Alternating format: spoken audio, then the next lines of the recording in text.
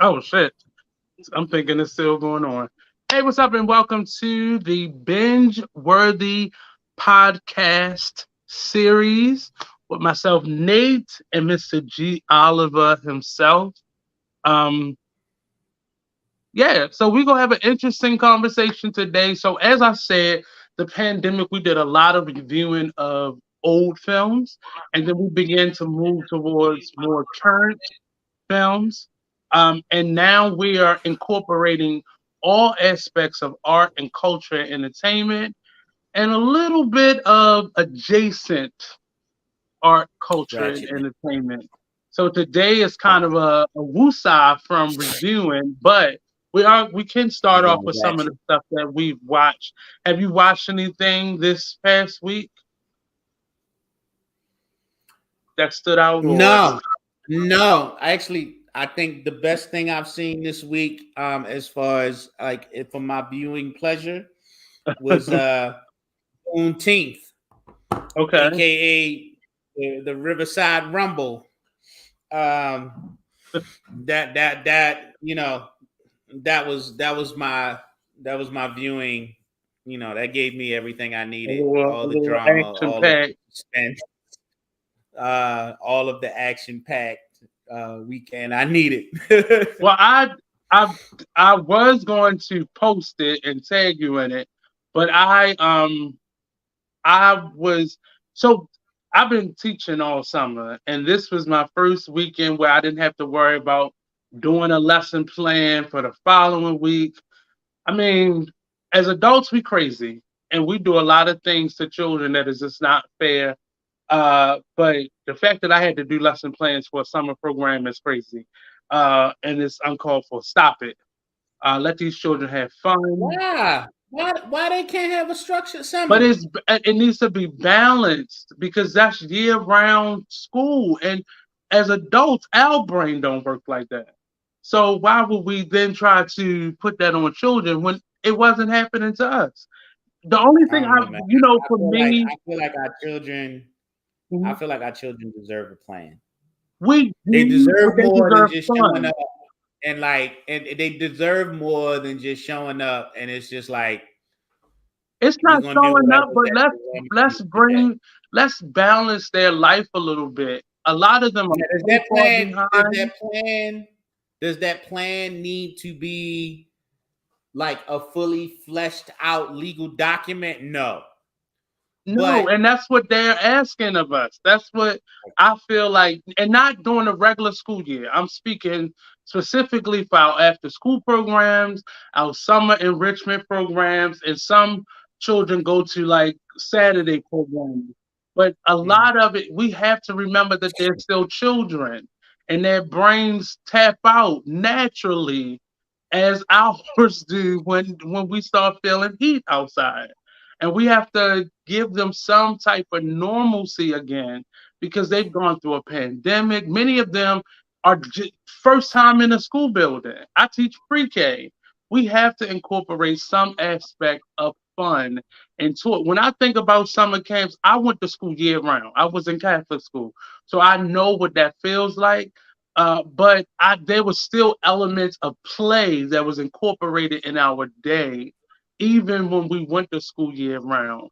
And my school was not easy by any chance, especially in middle school. It was very hard and challenging, but there was still fun Are you dribbling saying there's in. no fun in the I summer don't program? feel like I think the level of preparation that teachers are having to have even in summer and after school programs is not allowing children to tap into imagination or fun. Now, I work for an enrichment program that kind of integrated art. That was a whole platform, integrated art. But even within the art, it had to be a standard. Like, and I understand what the standards are. I do lesson plans all year long, but there needs to be elements of fun. We're so focused on making programming that makes funders feel great about giving money that we forget that we're teaching children and they need some type of balance. Yes, many of our children are, and I'll say the majority of our children are behind. and literacy and math. And so much so that we can't even really focus on other subjects as much because they're so far behind in reading comprehension, writing skills, basic comprehension, and arithmetic. So we need to find a way to balance giving them support, which I think a lot of the programs do try to do. But Mm-hmm. I think most of the programming, even during the school year, is geared towards what are the funders going to think, that they forget about teaching children. And I've noticed that in the last couple years, but it feels like for me, what I remember box lunches. I remember field trips. I remember once a week going to the pool. I remember how the brown paper towels made your hands smell after you washed your hands.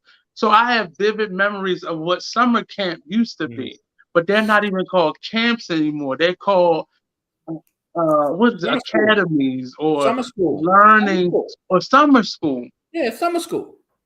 But Like, it's summer funny school, is we're going through this. We're going through this transition where uh, summer camps have transitioned to summer school, and summer school is transitioning to something else. Everybody, yeah, there's a lot of confusion. Um, yeah. so yeah, like I think you break up. I think you bring up a lot of valid points. Um, I remember summer camp and summer programming in general, Right. um, being different, being different. Um, I look back and I think in a vacuum, it's easier for me to say, yeah, we had a lot of fun. Yeah. Um, but Well, we remember the fun. if I'm being completely honest, I feel like fun is something you always gonna remember. For all I know, there could have been just as much academic rigor in my summer programming as it is today. And I probably just, it was what it was. It was nothing memorable. It wasn't something that I would remember. But it would be interesting. What would be interesting is whether or not it was academic heavy or not. It'd be interesting to be able to talk to like some of the summer program staff that I came up under when I was a Hmm. young person to Right. find out whether or not it was a thing where they were just showing up and flying by the seat of their pants from day to day on like Mhm. what the day was going to look like, Right. or if there was in fact behind the scenes a plan in place, or at least a rough outline of what we intended to cover or touch on that Hmm. day. Like, were we just showing up and it was like, oh, we'll see how it works, we'll see what Right. happens? Or was there a plan in place where there was, objectives and things like that?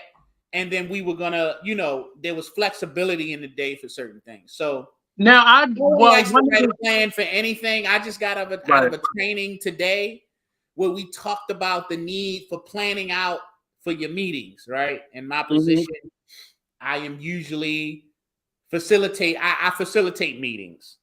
And one of the things I had to admit to was that, like, sometimes my meetings be bullshit because I don't want to do the work that is required to plan before the meeting.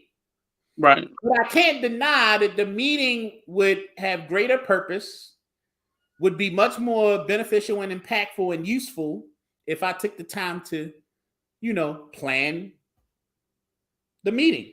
Oh, you one of them people that it could have been an email. You could have sent me an email. Well, no, I think that a lot of meetings in general probably could be emails. I think that, it's always funny to me whenever I hear somebody say something, that like typically, and you can let me know if this is true for you or not, but in Hmm. my experience, the motherfucker who always like this could have been an email is the main motherfucker that don't read their emails.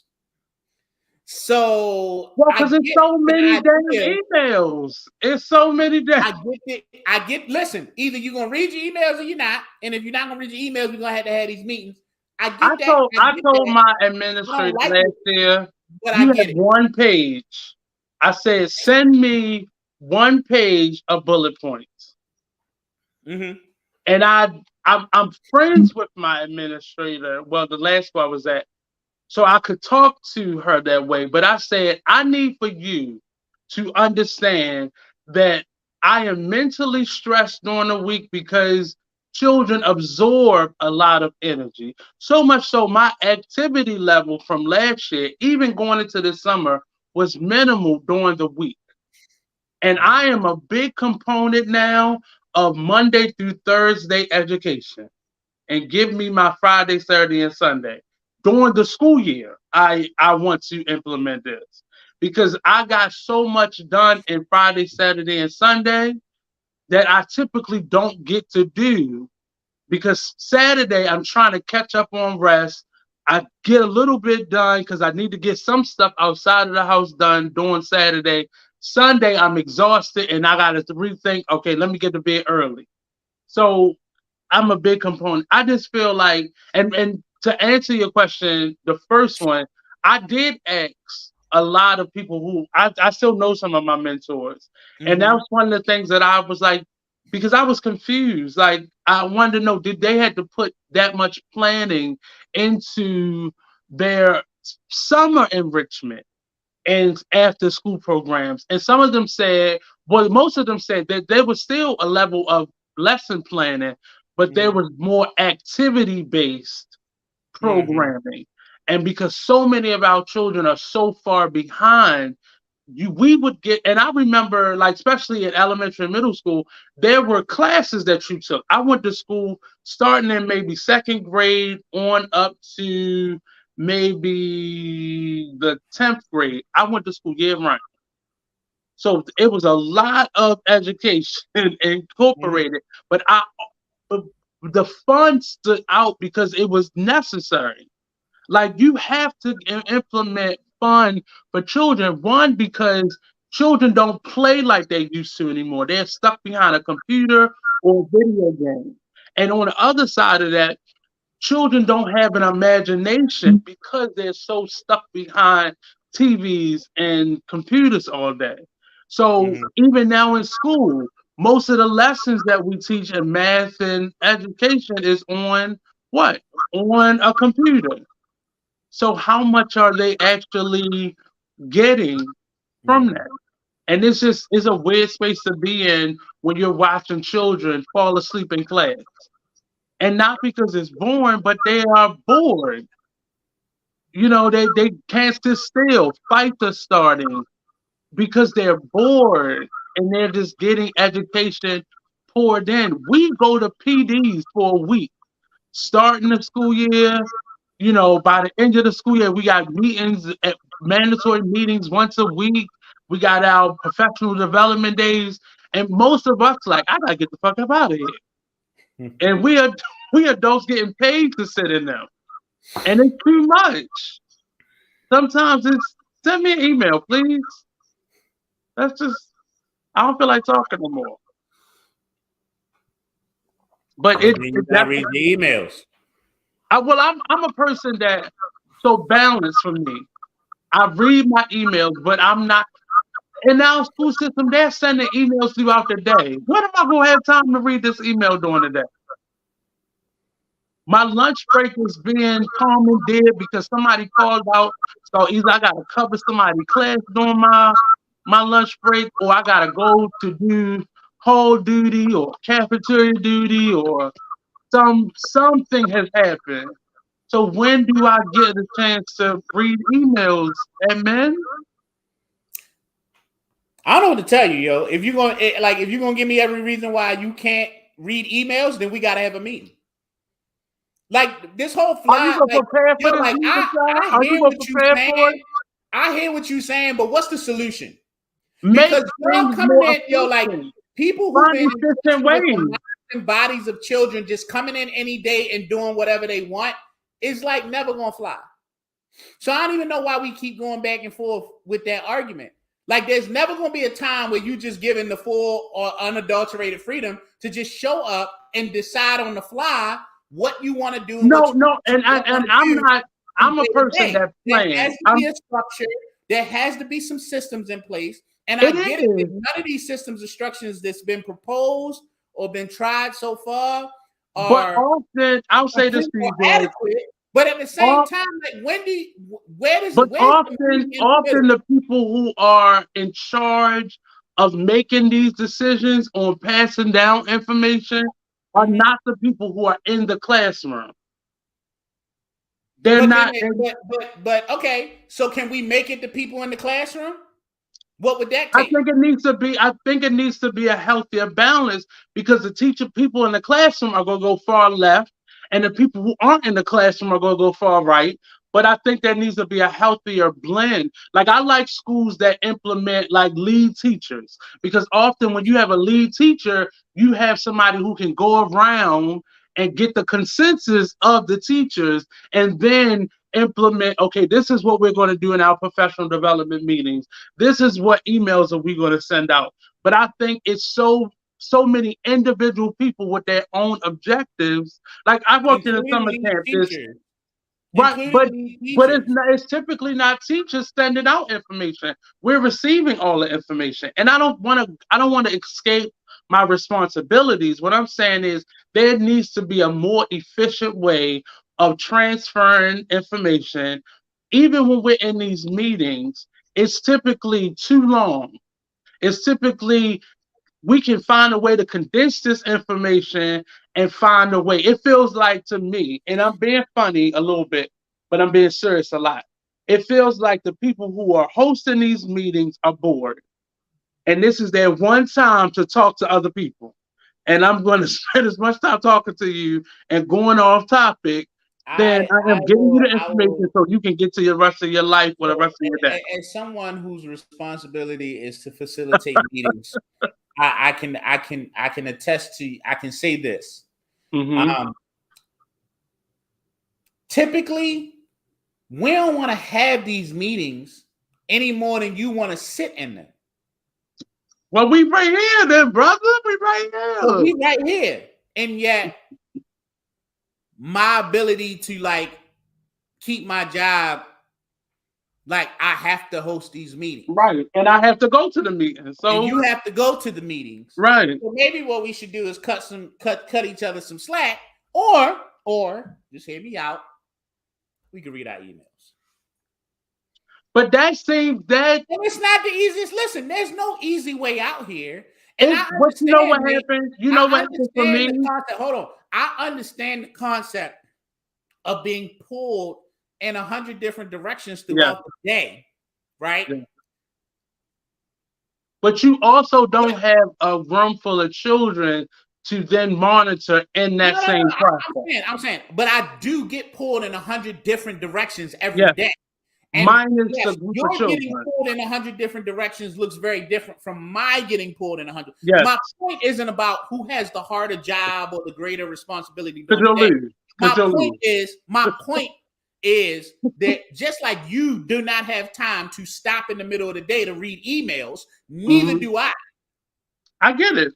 Yeah. But I also recognize, Joe, that within the framework and structure of a system, like communication is key. So it's kind of important that you read your emails. I don't know. But I'm going to tell you. I'm going to tell you. I get up in the morning and that's my time for emails. I agree with everything you're saying, only because outside of being a school teacher, I also run my own business and I also work in other different capacities. So I get that. But what my issue is, and I think specifically our generation, that 35-ish to maybe 45-ish range, we have seen everything go from manual communication to digital communication. And all digital communication is overwhelming for me. So if the only way hold on. Wait a minute, hold on. Our parents they did everything through meetings. Like if you're talking about digital versus analog, nigga, analog communication was a meeting. Like we had a I'm just saying, but no, sometimes you got wrap up meeting. Like, but sometimes as teachers, send an email to people like, "Hey, can we coordinate on this?" He had a phone call them, and then it was either a meeting over the phone or they scheduled an in-person meeting. Hey, Nene, what's up? I'm saying, I'm we saying have for all these me, tools to I'm make saying for these me, things like when I streamlined. Like first started, so Mr. Peter Phillips I've even said been she teaching hated in email. school, Text message me. but You know see, what I've I'm been saying? teaching in school since I was 23. I just turned 40 this year. The first like 5 to 10 year mark, everything, it was a notice in your mail, and your physically in your mailbox at the school. It was a letter that they would put into the mailbox, or like you said, an actual meeting. But now most of the communication is done via email, or some Mhm. schools go to this Google Meet thing, which I have to admit, like this summer we had a Google Meet structure. Never checked it. Never even signed up for it You because never I even have to. signed up for it. No, I'm just saying. But I have to limit. That's not my learn. I'm gonna say that's not my learning style. How you I, know? because I've tried it. Wait. You just said you didn't even sign up for the Google Meet. But this summer I didn't sign up for it because I've done that several school years in a row. I don't like for you to have access to me digitally. One, because you want me to read things when you send it. And it's not always possible. What if I'm on my way in traffic to work? What if what if I'm in class? What if I'm at home off the clock? Like, I digital contact is just like the cell phone. It used to be a time where you would wait for me to get to wherever we were supposed to meet at. Now I'm getting a phone call every 5 minutes. If I'm 5 minutes away from school, I'm getting 30 text messages. 5 minutes late, I'm getting 30 text So messages. you saying that we shouldn't use it because I 30 think we years ago, should, 20 years ago, we didn't have that capability? but I think it should Like be you don't think that not hold on. use it. Hear me out. You don't think that Hey, 20, 25 years hey, ago, Tasha. the principal who walks into a classroom that's unattended because the teacher's running late, right? Because cell phones didn't Well, exist. You don't not think five they minutes for would have class time. utilized that? Or are you just saying because cell phones didn't exist back then that it was somehow a better time? I'm gonna be honest. For me, it was a better time. And technically, I'm never late for class time. Yeah, I'm late for the start of it the was a less daytime. accountable time. If you were stuck in traffic before cell phones existed, you couldn't even tell nobody that you were stuck in traffic. You I don't even know could, if I could call that less accountable. It just was what it but it was. was. But But I today, get that. yo, I'm not saying, but I'm today, not it is saying. so easy. It is so easy to send your direct manager or your boss a message or a quick phone call to like, yo, I just hit massive traffic. I might be a little late. Can you cover for me? Can you get someone to cover me? I'm on my way. So for me, And people just don't want to communicate anymore. but for me, that's what cell phones are for now. No, Emergency people don't even use them for situations. that. But People really don't use them I'm for not that. that person. I'm not that person though. And I know many people like that.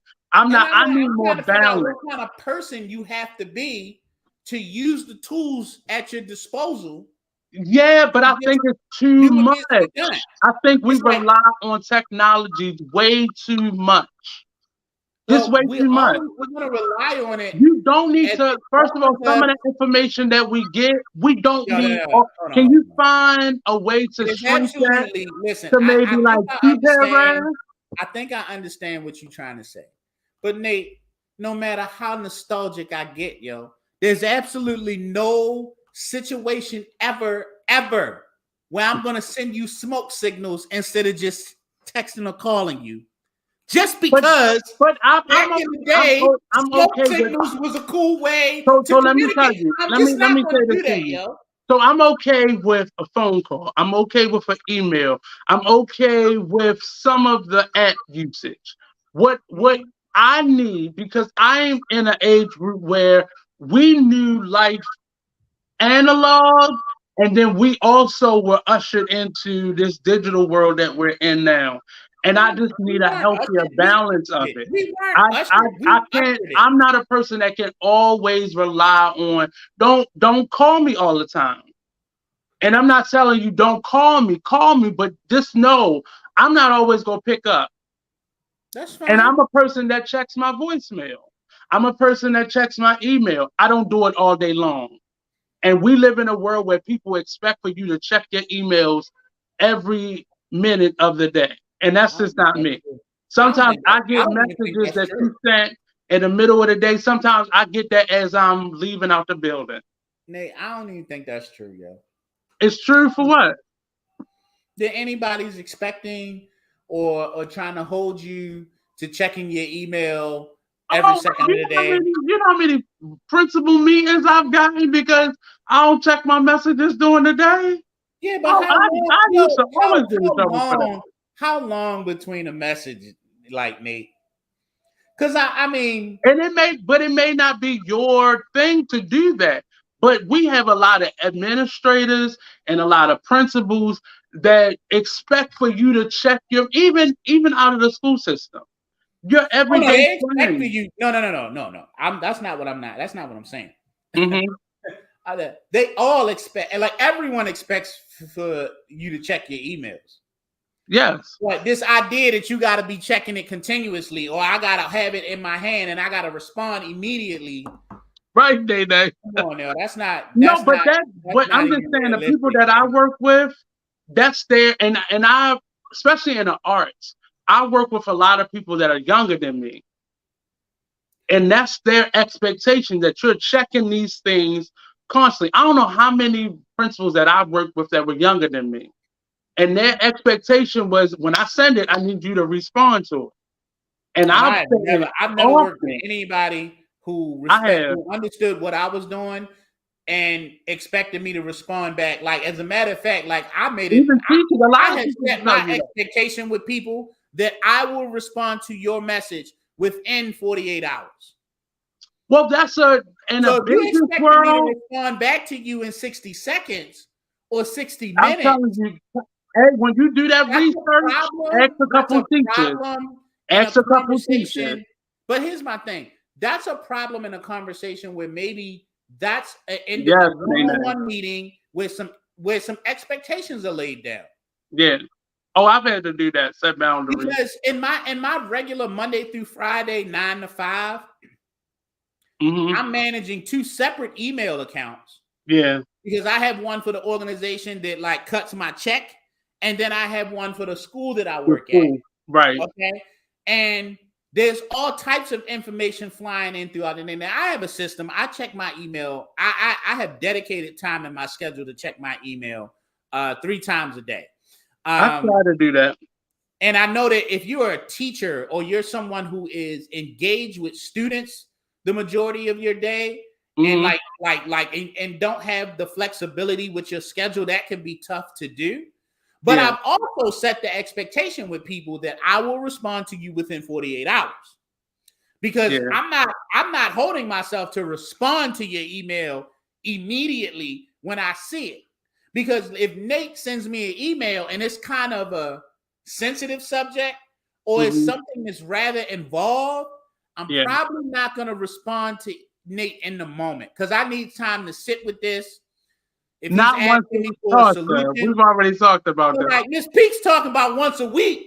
No wonder we always gotta meet. And she's a It's school people like teacher. so And she's Miss a school Peaks is the teacher. reason why we always in meetings. Cause how you go like I don't know how you do anything. I don't know how the effective communication happens Because if you I'm only gonna gonna say check this. your I'm gonna email say once this a week. to you. I I'm gonna don't say know. this to you. So Tasha is a school teacher as well. So what Okay. happens during the week?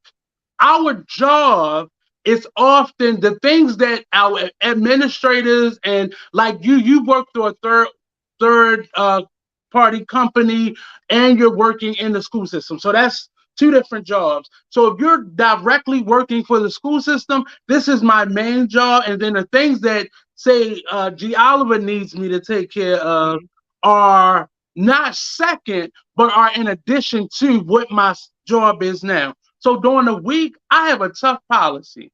If it don't pertain to what I'm doing in this classroom, it can Mm-hmm. wait. And I've had to say that and set that boundary with plenty of teachers. I mean, I with mean that's a principals, reasonable. administrators, staff. I feel like that's a reasonable boundary. Right. She said, I will see her as a whole. I'll see her in the hallway. Thank you. I'll see Yeah, you. that's a real thing in schools, though. But hold on, let's time out for a second. That's Let a me, you real know thing what? in What are schools you where drinking you today? will Because have I these decided I had a 5-10 minute tough week. I'm huh? drinking a little wine.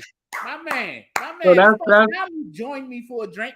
But no, in schools, that's a real thing, no. right. Like this idea that Catch there's you in the a teacher's issue, lounge. right? And you and I cross paths in the hallway in between whatever, and we have a 10-minute conversation, which is literally a meeting. Like anything over 2 minutes is an official It's a meeting meeting. in my Yep. book. And if me and you in 10 minutes have identified a problem, we have thrown back and forth some solutions, and we have come up with an outcome at the end of that 10 minutes, that's a meeting. And that's actually so common in schools. Like it's ridiculously common in schools. Do you So want me to teach or check emails? I want you to do both. Well, baby, Because today y'all like, yo, y'all can't hijack this shit acting like y'all the only motherfuckers in the building working. Like it's not. everybody in the building We appreciate, and I'm gonna tell you, and as we a still gotta check our emails. no, but I'm saying to you, you have huge pockets of the day where you don't have 25 to 30 people that you are monitoring and watching. No, I almost never have 25, 30 people on Okay, mine. so it's not for us, it's not a scale of who's working more, but you don't have most of the administrative staff don't have that. It's who working different. All I'm I've gonna say had is this. to go off All I'm on gonna say is this. several Look, secretaries listen, for yo, asking me I to don't answer a know call. a professional. I do not know any professional positions that exist today where it's acceptable to just be like, I ain't checking these emails. I'm sorry, yo. I don't know But what you know else what? to say to you. I'm a piggyback. Like, do you want the school to spend $50,000 to hire a gopher that just runs from classroom to classroom, like relaying messages? Because yo, honestly, so tell our what's her name, our CEO, you don't get a raise for the next year because we need to hire a couple gophers. A gopher per school. Per school. Per We school. need somebody to just And run it back. she has given herself, our CEO gets paid more than any other city staff member in this city. So we can afford not to give her a raise for a couple years so we can hire some gophers. There are plenty of retirees and people that would volunteer their time that we can afford. There are. Are you I sure? know plenty of elders. I only asked that question because, like, literally, like, volunteer recruitment on the school level is like one of my responsibilities. Well, and I can tell you, what are you asking them to do? It ain't as hot of a commodity as y'all be trying to make it seem. What are you asking them to do? Like, here's my thing: volunteering. Let's say I go to volunteer at the food bank. The food bank is going to tell me this is what we need done. Here's some tasks. Here's who you working with. Go. Thank you. And that don't happen like that in the school system. And it don't happen like that. What happens is that like literally anywhere you go, AmeriCorps, Maryland food banks, what do you call? Well, at least AmeriCorps get benefits. They get some type of benefit. Because AmeriCorps is not technically, it's not really volunteering. But it's my point is that for some reason, I've noticed as a community school coordinator, I have noticed that people will come to the schools with a very, very different attitude and approach than they do with other industries, right? Right. One of the things that always strikes me is that, like, I've been at the social service office, right? And I've seen some people wild out. I've seen people wild out in social services. But typically, like social services, like, this is our process. This is how we do things. This is what needs to happen. I need you to have a seat and wait your turn. And people do that. Doctors' offices is another one that always comes up to my head. Like, I always think about in doctors' offices, I don't think I've ever in my life seen someone walk into a doctor's office and demand to see the doctor. Like right I now. do when he's over I'm time not and leaving I'm until I waiting. see the doctor. At schools, there's this different thing, right? Like people will volunteer and then they want to tell you what they're gonna do. And then we're standing and like I need you to understand it from the school's perspective. We all sitting there like, we're in a state of shock. Like, is this really happening right now? Mm-hmm. You know what I'm saying? Like, we want you to go and support this teacher in this classroom, or Yeah. we got to place you in places where we need coverage, right? Like, we're not going to send you to Dr. Couser, who is like educator extraordinaire, who is top of the game when we talking about behavior management, and he's top of the game when we talking about test scores, unless he comes to us and says, hey, I'd like someone in my class to help out, right? Like, we're gonna send our volunteers to that like first or second year teacher who's struggling with class management, who needs an extra pair of hands and adult eyes in the classroom. You know what I'm saying? Like, that's just the nature like of volunteering. Like, when you volunteer for an organization, they're gonna put you where their need is greatest. And people will come into the schools and balk at us because we want to place them where the need is greatest. No, we don't need no help in the main. They don't want to deal with those problems. They don't want to deal with them problems. Right. So it's we have to understand that we are in the most unique situation ever. And at the same time, we have a job to do. We have deliverables.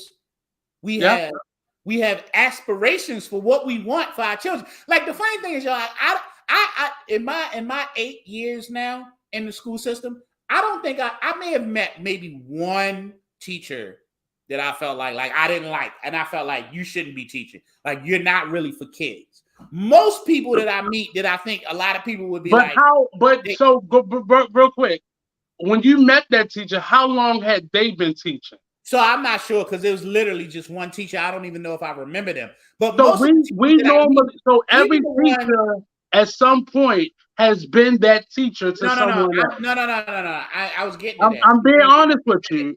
I'm talking about the one. There's one teacher that I've met in my entire career that I just felt like you should not be here. I've met plenty of teachers who, on the surface, it seems like they don't really give a fuck. But then when you get to know them, you find out that they've been doing this for X number of years, and they've had some really, really high expectations. They had some really high goals and aspirations. And the reality of the situation and the job itself has kind of brought them down to here. So it's not that he doesn't like children. It's that they don't like this system that we have to work within. And I get that. I get that. But I think that exists across all industries. But for the sake of the children, I was hoping that we could just kind of make that a secondary issue. It's funny to me that we're here for the kids, but the primary issues that be at the forefront of our minds is the bullshit that we got to deal with as adults. Yeah. And like you said, I literally started. And I just need everybody that works in the schools to understand that whether you do it intentionally or whether you do it and you don't notice it, like, we are passing that professional trauma down to our kids, whether we want to or not. And that's part of what my point in this conversation was. That's why I said we need that balance, because you have people who are in the classroom. And I'm not saying that we do more work, but our job is definitely harder because we also have deliverables. We also have to do things. We have to deliver stuff that is outside of Why don't y'all just collectively come out and say that? Our job is harder than yours, and we should have more say. We say that I know I say that in my meetings. I don't know if Ms. Pete say that, but I know plenty of people who say that. If teachers just came out and said what I think, and I'm not going to speak for teachers, I think that teachers feel like that teachers really want to be like, fuck you, fuck you, fuck you. Yes. If you've heard those little side conversations that you see in meetings, and everybody needs to just do what I say. And But like, if whether you you're right so or wrong, the next time you have a meeting, George, I'm gonna tell you, look at the little side conversations. That's what we're saying. Fuck this nigga. This I nigga know, don't know what the fuck he talking I about. know, I know, I'm I telling know, you, that's the little side pocket conversations that's going I on. know Man, this. fuck this nigga. Are you going? This is what we're saying. You about to leave out? Cause I'm about to leave out. I'm gonna say I gotta go to the bathroom, and I'm not coming back in this bitch. I'm telling you, and it's not anything like I love the administrators because I know a lot of the work that we used to have No, to don't say do that. Don't now say that. goes to Don't say that. administrators. Nate, don't say I that. do, I That's really do, incredibly. because the work that you all Listen, do, yo. I couldn't do. Listen, Nate. I don't That's care to call feel parents. like, and this is where I feel like somebody got called teachers out because that's bullshit. What? You What's cannot hold on. Time out. Time out.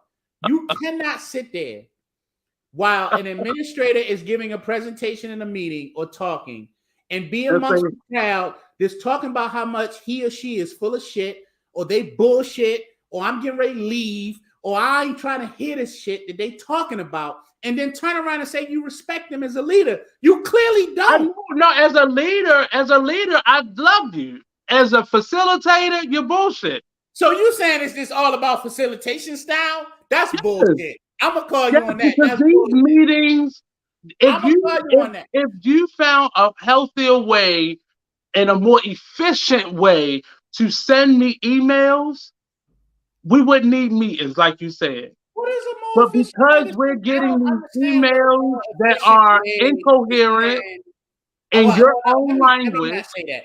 Let me not say that because I do know I feel like this. My job is a flexible one. Mm-hmm. Flexible enough that I can ask people how they would like to be communicated to. See, you get it. No. It's not no, but that's the thing, yo. Like I don't. You're not the first person who's made that comment to me. I don't feel like this is something that I got, and I like just get it. I think everybody understands that there's a lot of people who don't want to have to, like emails don't work for everybody. No. And meetings don't work for everybody. No. There's not a lot of people that had the flexibility in their schedule. You know what I'm saying? I always try to keep myself in a neutral space because I also understand that my position allows me a lot of flexibility that almost nobody else in the school really has. So I try to always keep that at the focus of my any of the communications that I do. And when I'm looking at it, I'm just saying everybody is just like there's no solution-based conversation. It's just this don't work for me. This don't work for me. I'm gonna tell you. So for me, like the teachers, you as a coach in the school, and I'll call you a coach in the school because you're kind of dealing with the adults. I'm a coordinator. I have to deal with, yes. So for me, like teachers, you are dealing with several different learning styles. And to understand the different types of learning styles, once you get a grasp of that concept, you'll realize your learning style shows me how you communicate, meaning how you receive information, how you give information. That's the basis of learning styles. Once you get that, then you'll be like, oh, now I understand why this person needs this and this person needs that. But the way we do it in the school system, we don't think about different learning styles, whether it comes to adults or students. We teach from our teaching style. And that's how we do it. That's how we deliver information from my teaching style. We think very little about how people receive information. Now, what you said is not typical in the school system. Because if we're going to have a meeting, we're going to have a meeting. Like for me, I hate team building exercises at the beginning or ending of a meeting. I hate it. I think it's childish. I think this is not what I came here for. I came here for information, not to do this clapping game or this number game or to pull out an emotion from a hat and then play charades with a bunch of people that's been in this building all day. You don't like icebreakers and optimistic. I don't. If I'm not teaching, I don't like them. I don't. I think that's a waste of my time. One, I've been in this building all day. I've been dealing with children. I've been trying to manage behavior. I've been trying to give you all your deliverables that you're requesting, and now you want me to revert back to being a child. That's how I feel about it. I don't Really? want to do it. That's That's how you think that? that's typically the time that I figure out how to go to the bathroom. Being honest with you, or I just come late to the meetings. Play it, yo. So You gonna play this think pair share. no, I'm not doing it. You I'm gonna going do to this the Rochambeau. bathroom. I'm about to go to the soda machine to get me something to drink. That's what it is. But I get it. So we have a couple topics that we want to get to. 40 minutes, 47 minutes in. We have a couple Let us tell you conversations. about our show tonight. That's the longest intro that we've ever done. Longest intro. But we have a couple topics that we wanted to get to. Woo! One, we want to talk about the Rumble at the river. The We want to Rumble talk. on Riverside, nigga. They call it that shit goon teeth. Goon. Pardon me. So I'll say for starters. About the topic. Lizzo out Lizzo. here in these streets, boy, she getting Right. Let's dragged. talk. So that was the intro. She getting dragged. Lizzo is under fire for telling big girls, Okay. like chastising them about their weight, Allegedly. threatening their jobs. She Allegedly. under fire for potential sexual harassment, sexual assault, because of some things that was done. So let's start with that one then. Hold on. No, because we ain't done. And then we got people out here in these Twitter streets talking about, they cloned Tyrone. Did they clone Jamie Foxx? Who went through a whole, you know what I'm saying? Like, it's a whole thing, though. They in these Twitter streets saying that ain't Jamie Foxx. They in the Twitter streets. We are saying dumb. You know what I'm saying? Like, me and you might be walking amongst clones based on this Social movie. media makes you dumb. So we're gonna talk about that shit a little bit. We're gonna talk about that in a little bit, and then I don't even know what anything new. Tory Lanz is the last story. Yeah. Hold on. Yeah. Tory Lanz got 10 years.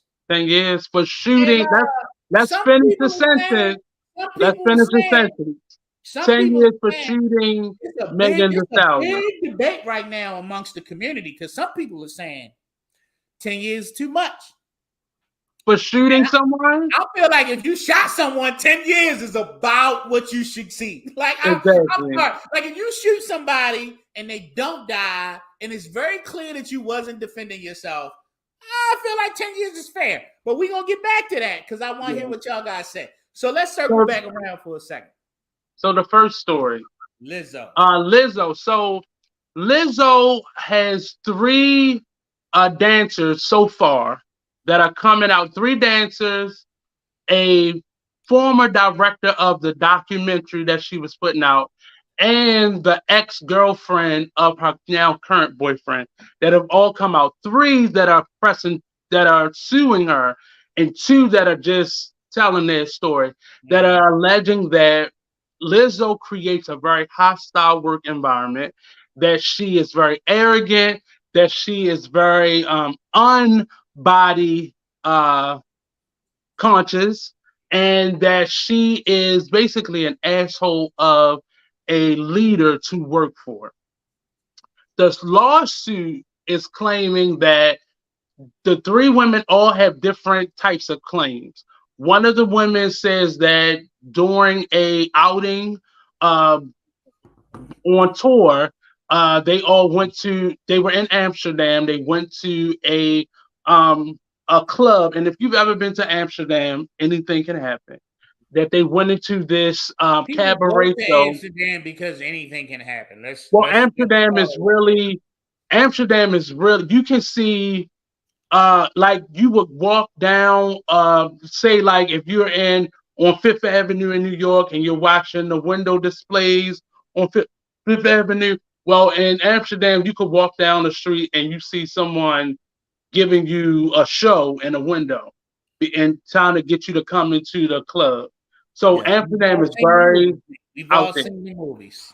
So these women went out, these dancers and staff went out to this club, and it's alleged that uh, one of the women put a banana, inserted a banana in herself, and Lizzo and a few of her teammates forced everyone to eat from this banana and touch the woman.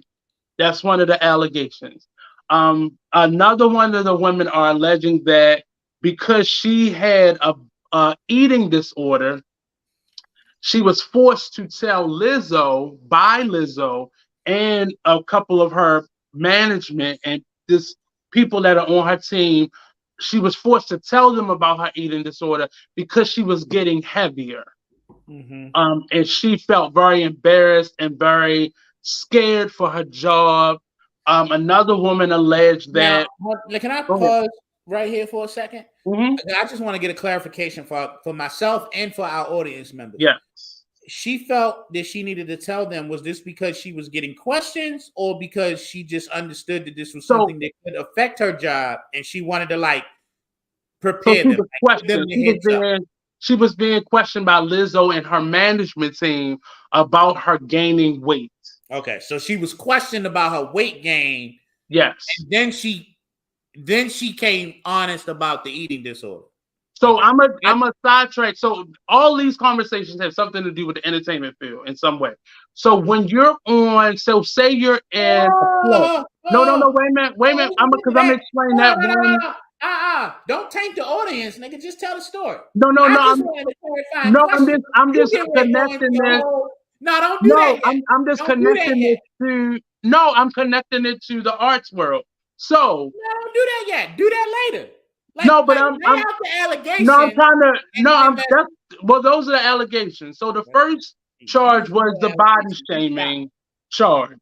The problem with that allegation, in my eyes, is when you're in the entertainment world, say you're on a photo shoot, or you're in a movie, or you're in a play that's running for 3 months, you have to maintain your size because that means somebody has to do an additional work to letting out your costume, creating a new costume, so on and so forth for you.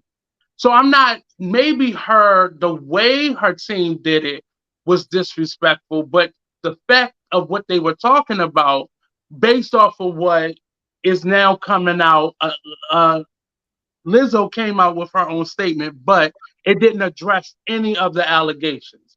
So all we can do at this point is just assume what it was happening on both sides. Now, if I come to you and say, hey, you're getting heavier, now I hide you as a big girl, but you're getting heavier than what I hired you as. So we're having to pay for you to get more costumes, which comes out of a budget. And often Lizzo is coming out of her budget. So now I'm having to pay every time you go up a size because now I can't just let your costume out.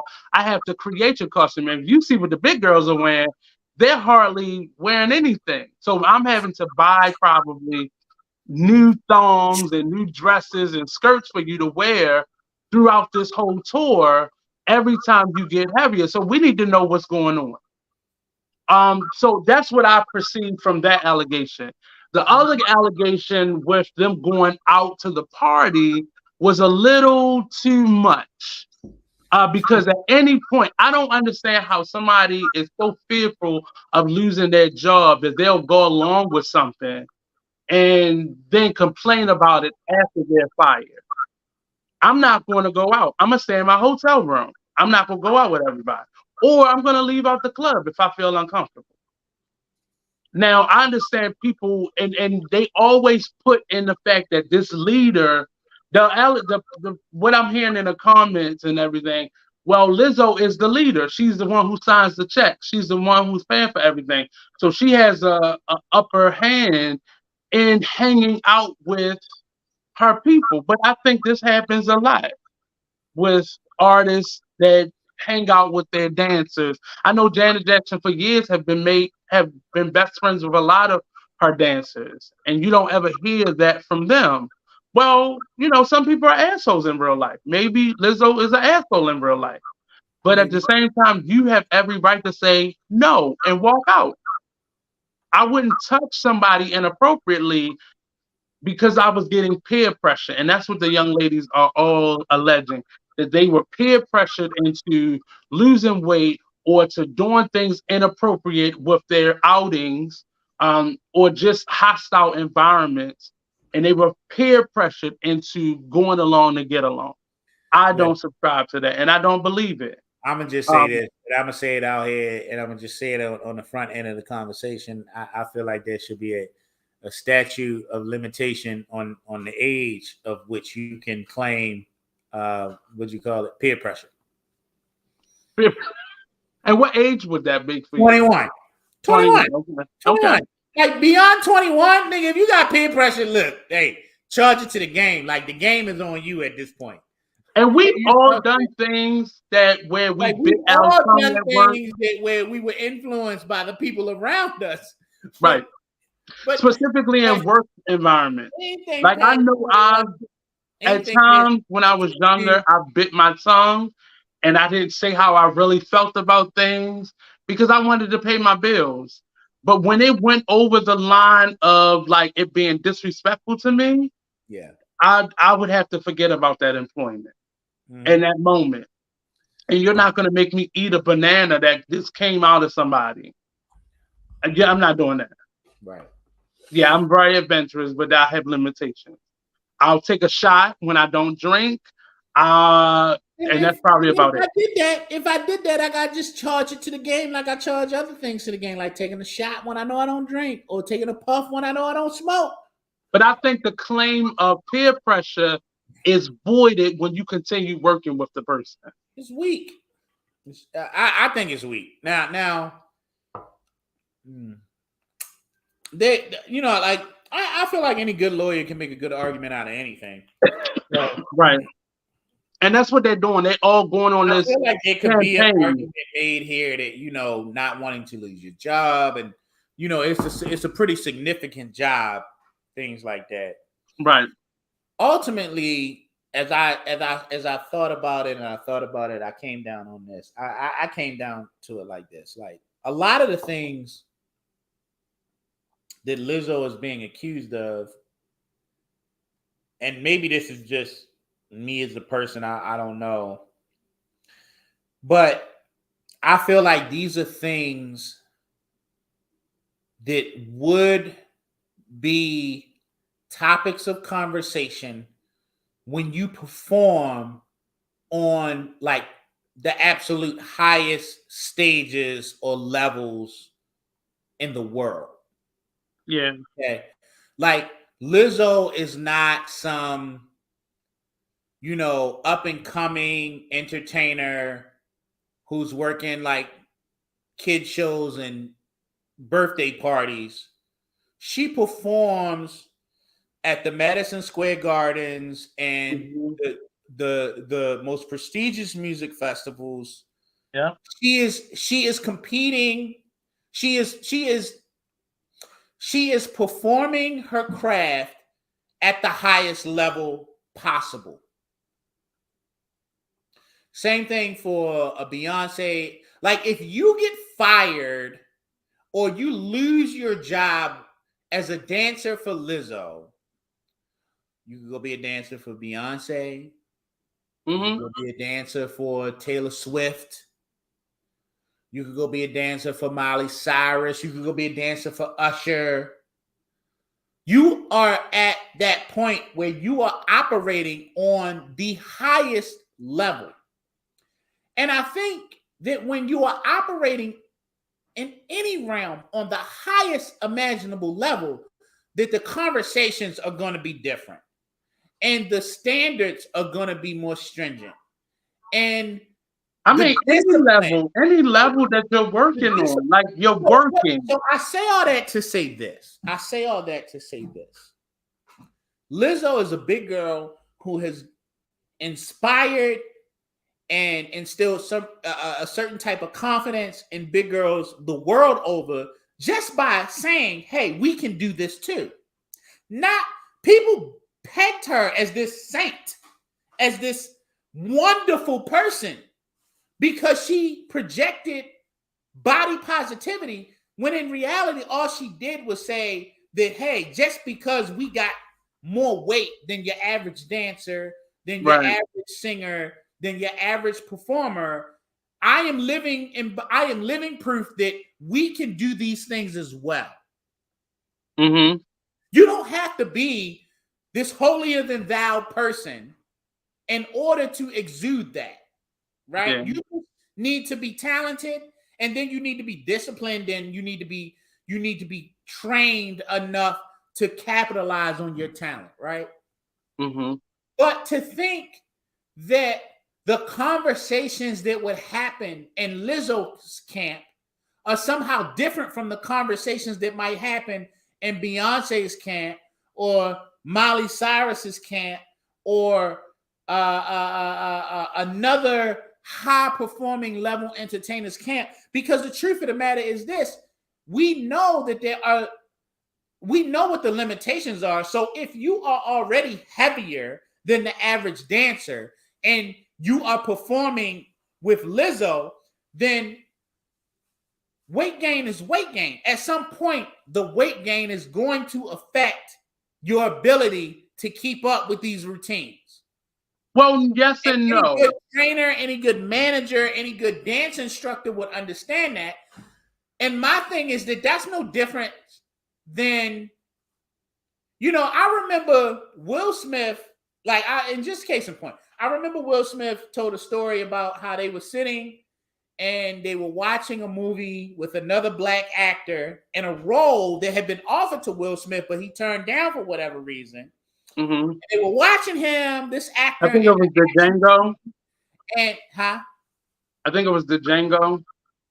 No, it wasn't Django. But what happened was they were watching that movie, and the actor in the scene was out of shape. And there was this whole moment where she was like, patted him on the stomach, and he got up and he left the house and he ran like 4 miles or something like that. And that was the start of his getting back in tune with his running regimen. It was just like, when you perform on that high level, you understand that there are certain things that need to happen in order for you to just be able to perform like on the base minimum. And that's not a deterrent. That is something that the industry has made a standard. But simply because, and I'm speaking as a heavy set and a performer, that's not a truth. It's a reality in the industry. But my size does not prevent me from, because they were hired as big dancers. The problem is more. The standard has always been thin as in. Okay, we blow that out the water. Okay, like now it's proven that bigger people can dance as well. But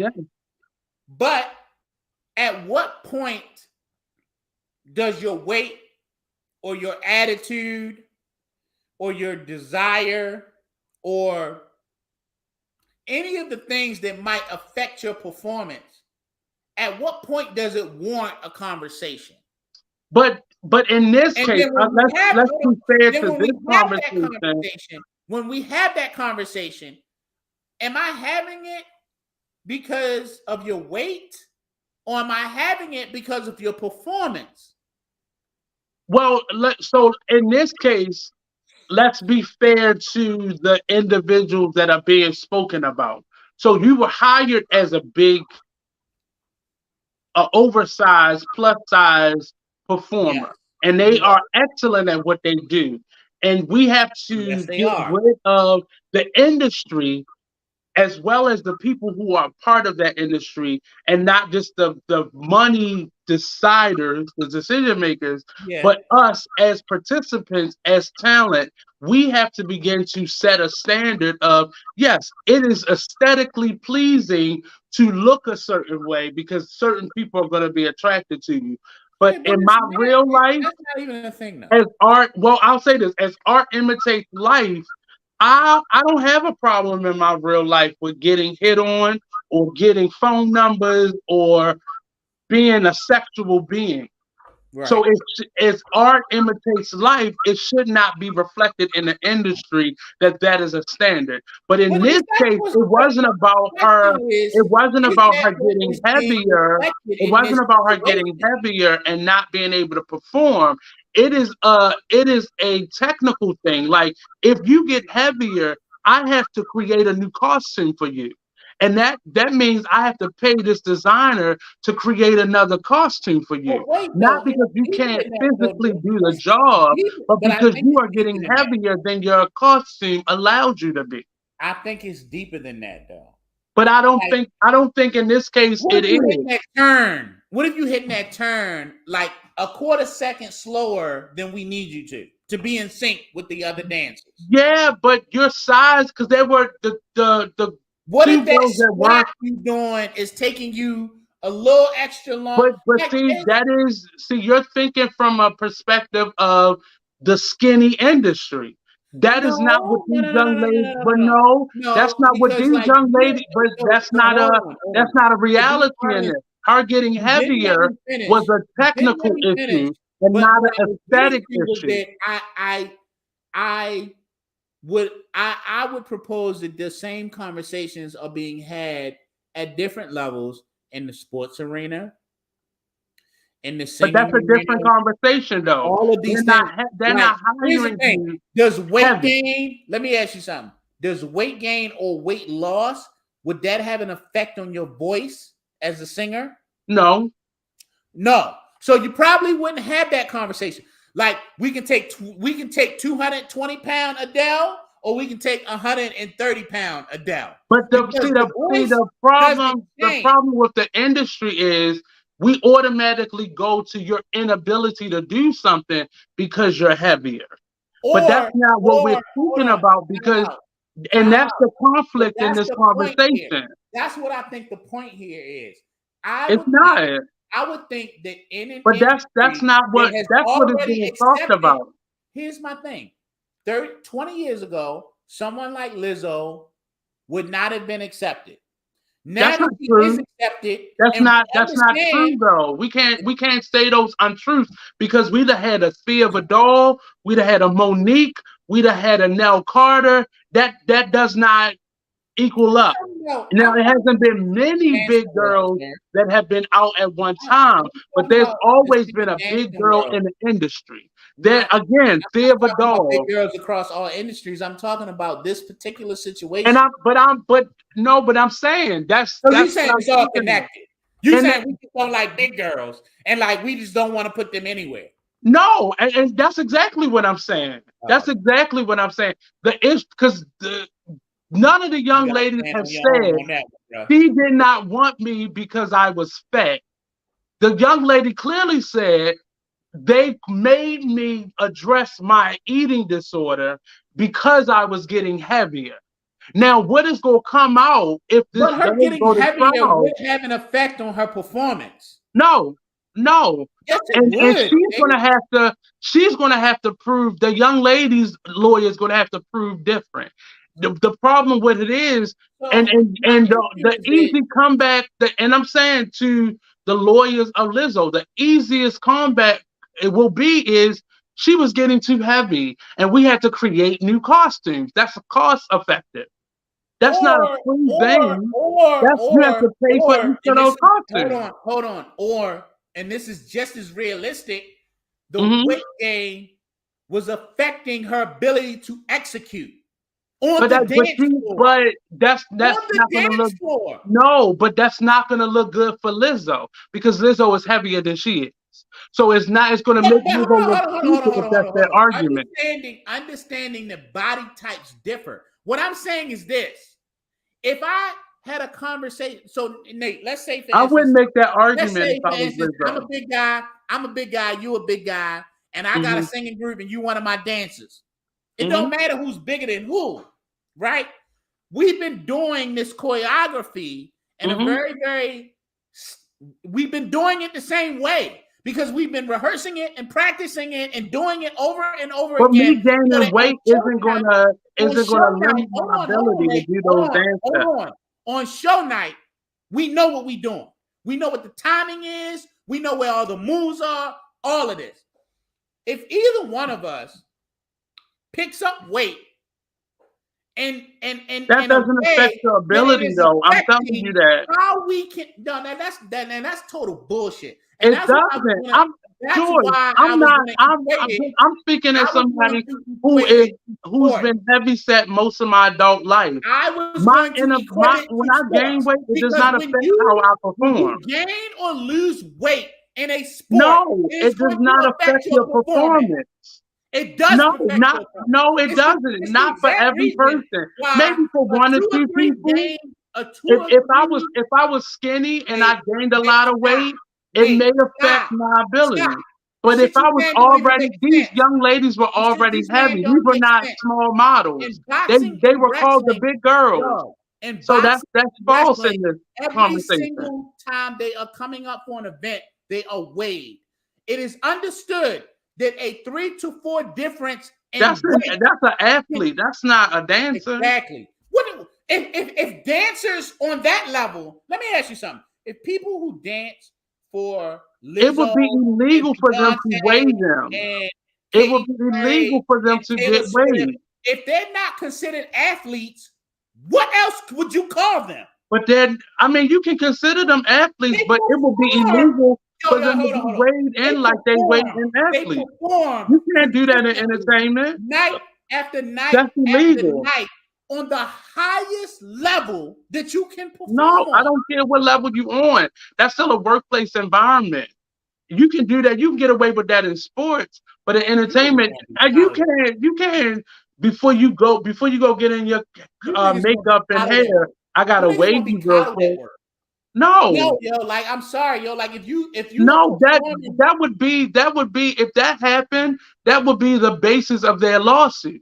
You know how many people would sue if somebody had to get weighed in? Because most people don't work in an industry where your body size or your body type is directly related. You're missing a point of this conversation. If LeBron if LeBron James gains 10 pounds, but you can't compare athletes with performers. You can't. Not in this context. The fuck? I'm talking about dancers. But they're considered performers more than they are athletes. That's considered a performer. Their performance is dictated by their athleticism.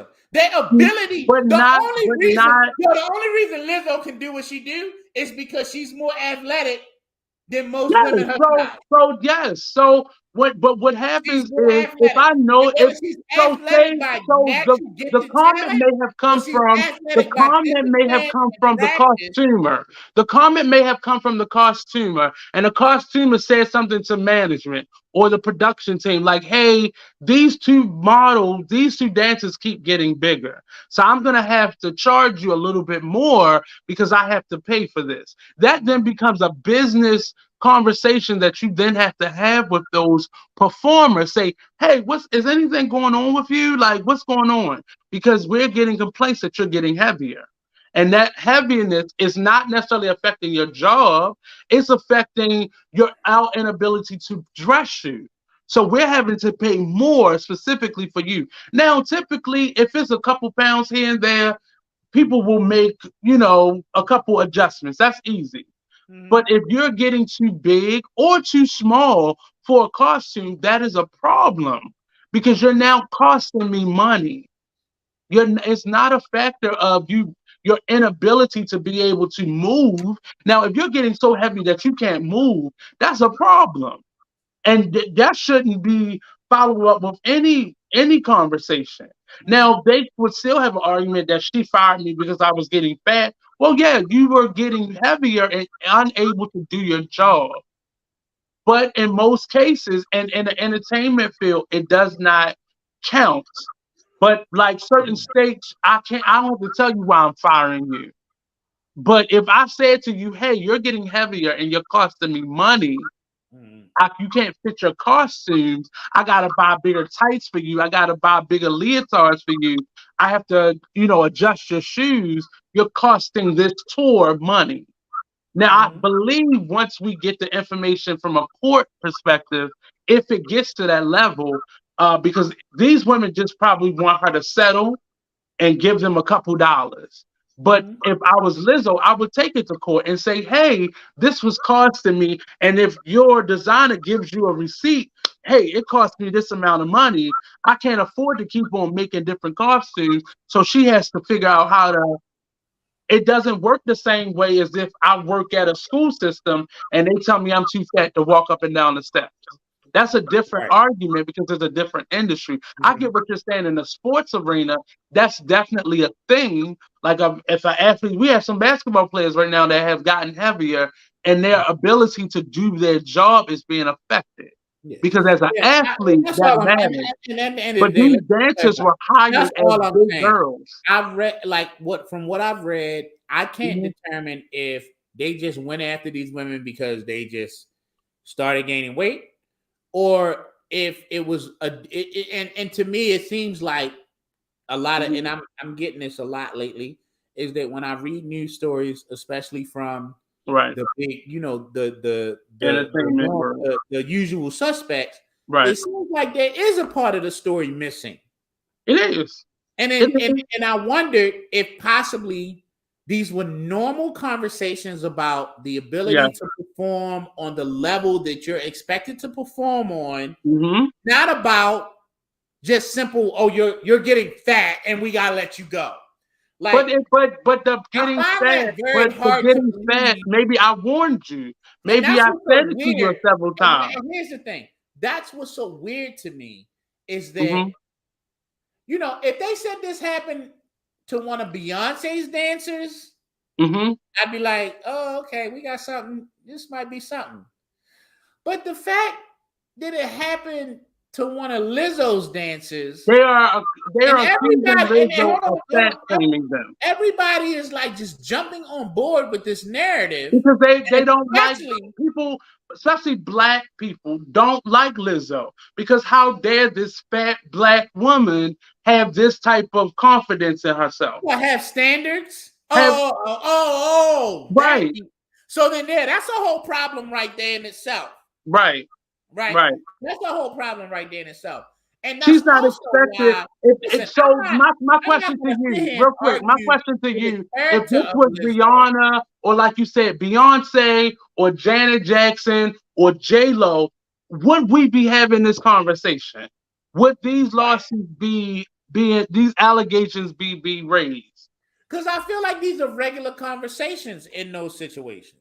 But because it's Lizzo and she's this big fat Right. woman, we're having this on a more serious basis now, allegedly serious, because there are a lot of people who already are disgusted by her. So to accuse someone who Disgusted is, by Lizzo? do you see the comments? I need you to go to her No. page and No, read the I'm gonna be comments. honest with you, yo. Like, I have social media and I'm stuff. just saying, I but am not one of them people to be sitting down there reading all the no, damn. but I mean, as That's not somebody who has something a that I normally podcast, like to deal with. a little, I mean, but for the sake of our conversation that we have on the podcast, just humor yourself and go to some of the stuff that's being talked about. People don't like her. They think that she's disgusting.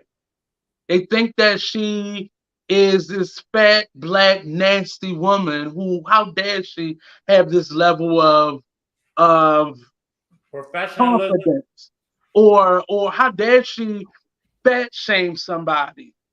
And it may appear to be fat shaming from somebody who's accusing her, but we don't go any further than that.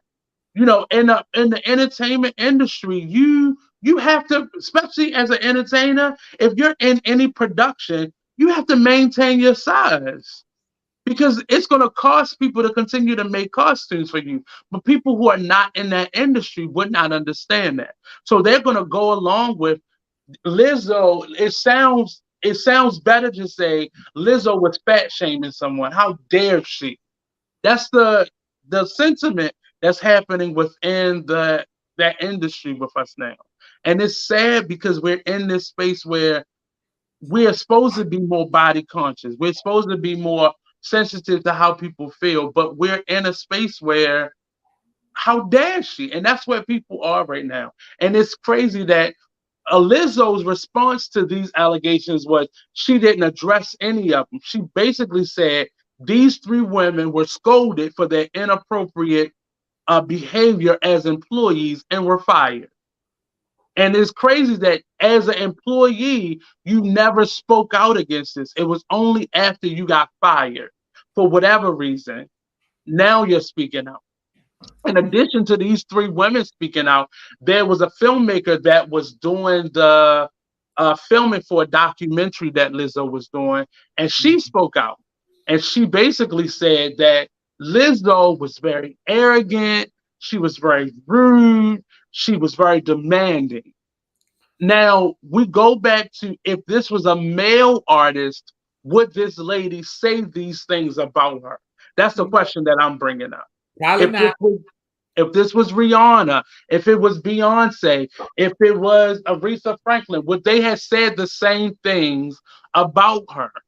Well, maybe Aretha not a good example, but which they have had the same conversation. Then the fourth person that is speaking out is the ex-girlfriend of her current boyfriend.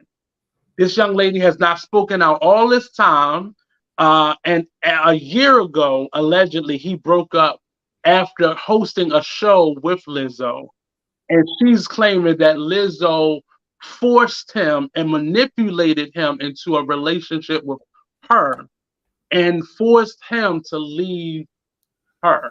Now, all this stuff, now, this is the pile up method that we have seen in the last few years when somebody comes out and How you speaks get out so against. comfortable that you can come on the internet on these on Harriet Tubman's internet and Not Harriet Tubman's internet. and admit that you got your man stolen? But only after someone is filing a lawsuit against the Yeah, I person know. who Right. allegedly. It's Yeah. just it all doesn't make sense to me. And Now I think we everybody need to want to be come with smarter. that Lizzo horror Yeah, story. somebody's gonna have a They're Lizzo trying horror to give story. traction to this, right? Yeah. So as right now we don't have a lot of information, only the allegations that are coming out. So I'll update on our Instagram page as more stuff come out about it. Come back and So holler at us next week. We're gonna have a scoop. so our next story is the Rumble. I'm gonna call Go ahead. this on myself. The Rumble at the Riverside, aka what's Goon King? He just called it Goon Things. AKA Goon Teeth. Goon Things. So the story behind this was a security officer for this port was asking this boat full of people to move their boat because there was a boat called the Harriet that was docking and had reservations to dock at this port. The white people on this boat, or the people on this boat rather, did not want to move, and probably in a drunk state, one of the men swung on the officer, the security officer, and a fight ensued. Now it's being called a fight, and it was really an assault and someone defending themselves. Well, this got bigger. As many of you probably have already seen, I've watched it on several different platforms, and you see people coming from every direction to defend and support this officer that was getting jumped by all the people on this boat for simply asking them to move their boat so this bigger ship could come port and dock rather at this arena. And it just got into this huge fight, and now it's gone viral and it's all over the internet. And now we're at a space of trying to understand how do we get to us how do we get to this space? And some people are proud, some people are ashamed, and it's just all over the place right now. I believe a number of the black people who were arrested that day have been let out of jail. There have been a number of celebrities that have offered, probably in private and publicly, to support them. Not Anita Baker, Stephanie Mills have said that she's going to do a concert, and all the proceeds will go to supporting the people with their lawyer fees and probably bail money and stuff like that. But It's ugly. I try not to watch it until George said he wanted to talk about it. But how do you What? feel You about didn't this? want to watch that? I didn't want to. I didn't want to It was watch like it because Avengers I didn't know. Endgame. Like black people was popping up everywhere, left, right. A motherfucker jumped into the water and swam to the other dock. It Yeah, was so like that it young was man the was told to epitome be a of like it was the epitome. If you ever seen Avengers Endgame, it was the epitome of the line, "I'm on your left." right. Everybody came out. It was great. It was awesome. So they're unclear where that young man came from. So he's a 16-year-old boy. I believe he was on the boat and he came to the Don't rescue matter where he of. came from. He saw another brother in need, and he was like, Yeah, "I'm doing this," and he could swim. he swam, and you saw him body slam someone and sling a woman around, and not saying it was a woman, but well, it was a woman, but all of this was in defense of people who had been piling up on top of this security officer and defend, like beating him, like they had all started jumping him at some point. And then you see all of these black people come from If you every which watch the early way. part of the video, you can hear the black. Now you can't hear it like literally. Spiritually, you can hear the black people like, "Oh hell no!" And you see legs running like to get Yeah, to yeah. it's, You it's a So great, there's several great different story. videos of what's happening. Some of the video is coming from on the boat that is Yeah, trying there's to a dock. lot of video. And then there were people that were already up on the pier that were videotaping. So if you go to YouTube and watch different angles, you'll see and hear what George was saying. So there were people who was definitely rooting this on, and there were people who was like they activated and got to work. Women, men, all fighting together. And for me, it's not like I didn't get excited when I finally saw it, but Oh, wish y'all. I did wish that all of those other situations where we saw either police officers or civilians beating up a black person, that this is what would happen. Mhm. Like that's in my mind. So now this needs to be how we respond to when someone's got their knee on somebody's neck, so to speak. I'm gonna just say, um, I hear you. Mm. I'm just saying this has to be. Do you agree? So you're gonna force me to talk about it. I'm gonna force you to talk about it. Yeah, no, and it's rightful so. As a host of this program, um, I feel like I am obligated to talk about it. So the reality that keeps me up at night is that I feel like instances like this are about to become more frequent. Mm-hmm. I feel like they're about to become more frequent and occur on in a more brazen way. Mm. Unfortunately, In terms of this is and gonna be the normal response to things. in terms of the fact that I feel like black people especially and people of color by just association, um I think we're getting fed up. Mm-hmm. And what I saw in the Goonteenth Riverside Brawl video was a lot That of that is now allegedly an annual event. which what I saw was a lot of the energy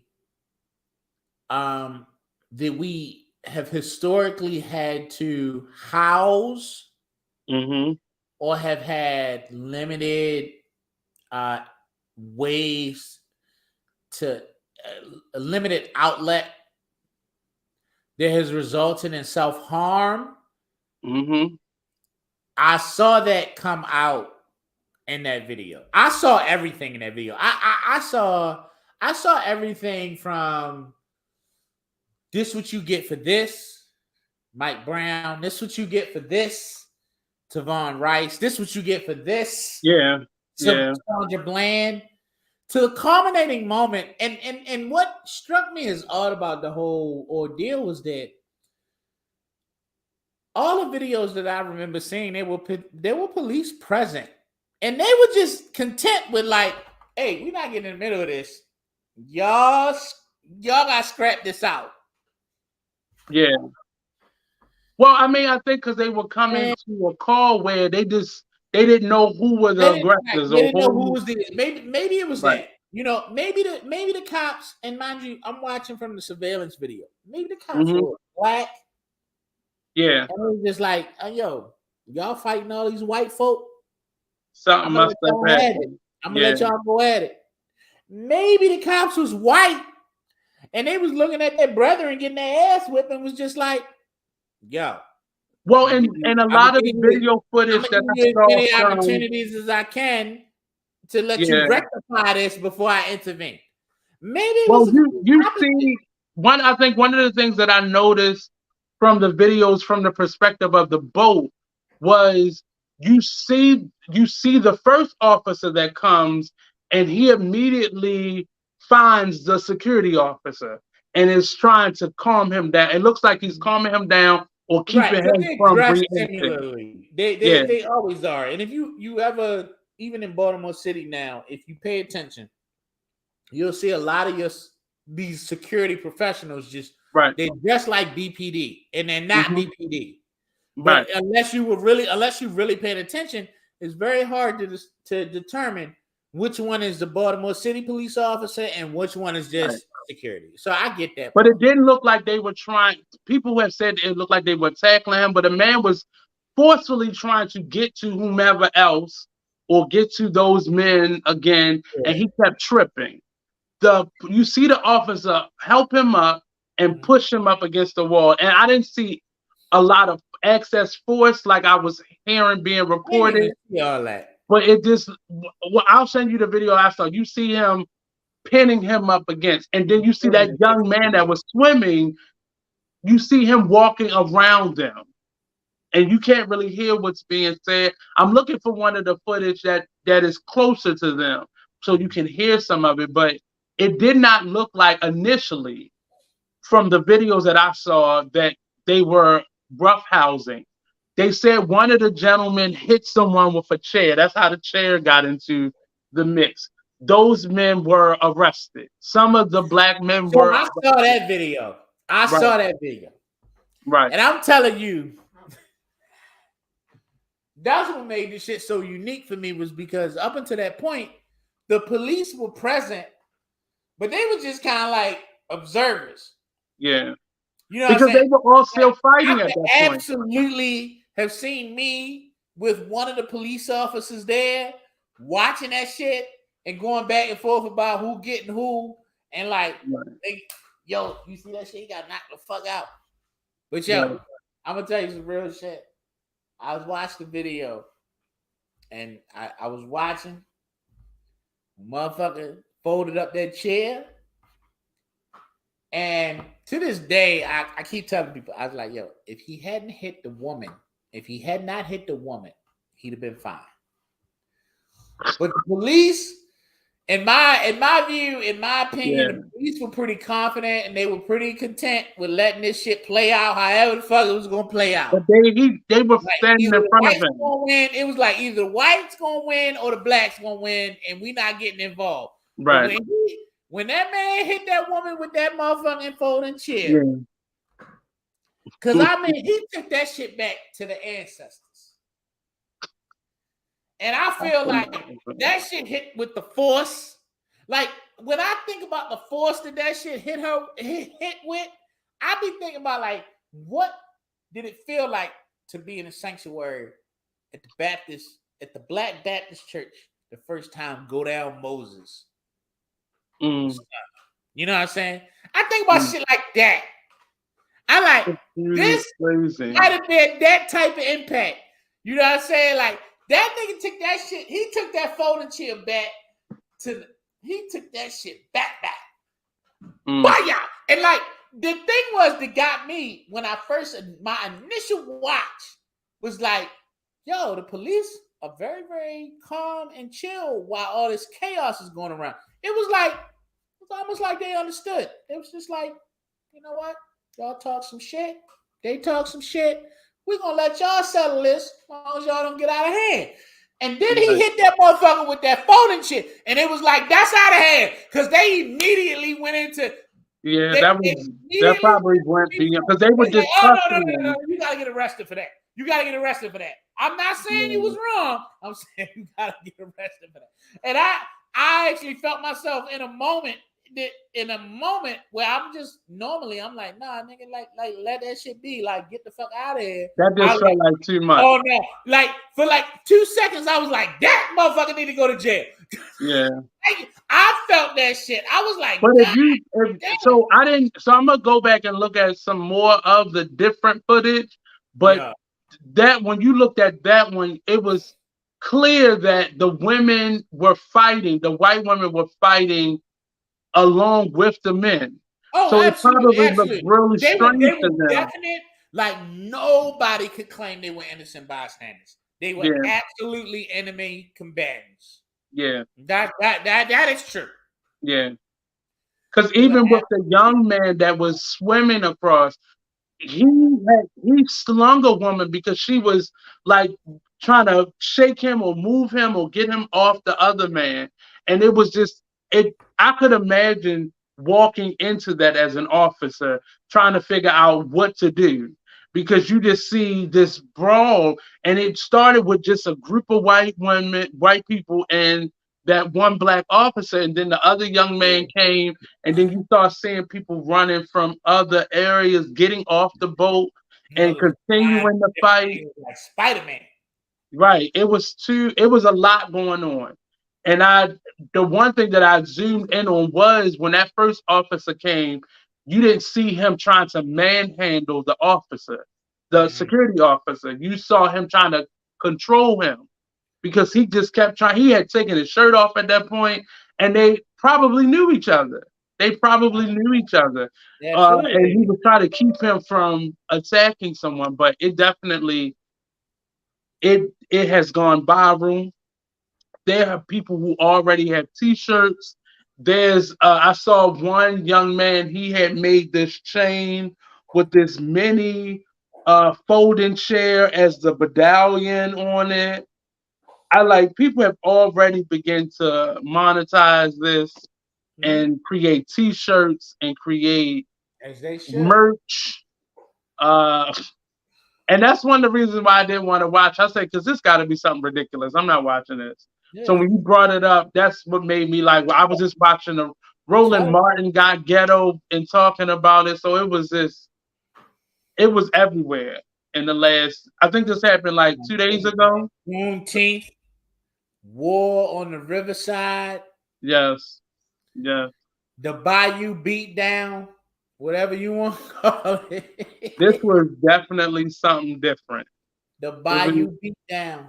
But there were people who spoke out who thought it was like black people who thought this is outlandish. I didn't watch it with like pride, but in my mind, as you said, it was outlandish. That they would attack a security guard for doing his job. But he was doing his job. Yeah. Like, okay, y'all been sitting here, but I need to ask y'all to move because there's this big ass boat coming, and this is their usual parking spot. I need you all to move.